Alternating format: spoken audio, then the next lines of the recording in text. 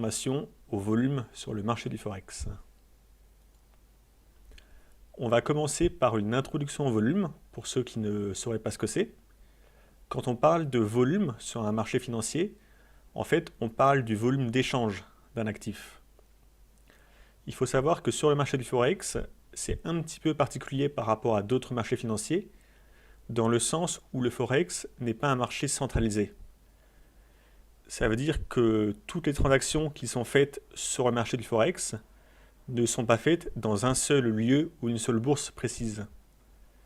Donc, à ce titre-là, on ne sait pas combien sont échangées de devises à chaque instant. C'est pour ça que sur le Forex, quand on va voir les volumes, ça va pas être les volumes d'échange d'un actif, ça va être le volume de transactions qu'il y a eu sur l'actif. En fait, c'est ce qu'on appelle les ticks. Et les ticks, c'est que ça va calculer le nombre de micro-hausses et de micro-baisses qu'il y a sur une bougie. Si vous regardez les cours en une minute, vous verrez que les cours fluctuent un peu dans tous les sens, à la hausse et à la baisse très très vite. Et en fait, les ticks, ça va être toutes ces micro-hausses qui vont être mesurées. Et après, votre plateforme de trading va vous faire un espèce d'histogramme de volume en prenant en compte le nombre de ticks qu'il y a eu sur vos bougies.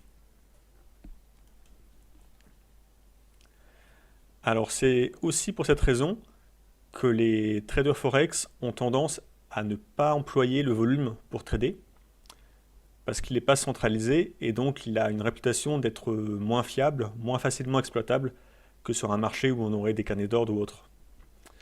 Je pense que c'est une erreur, et on va voir dans cette formation qu'on peut quand même se servir du volume pour trader sur le Forex, avec beaucoup d'efficacité. On va voir comment l'analyse de ce volume Forex peut quand même nous aider à anticiper une hausse ou une baisse des cours, ou à confirmer ou infirmer la prise d'une position.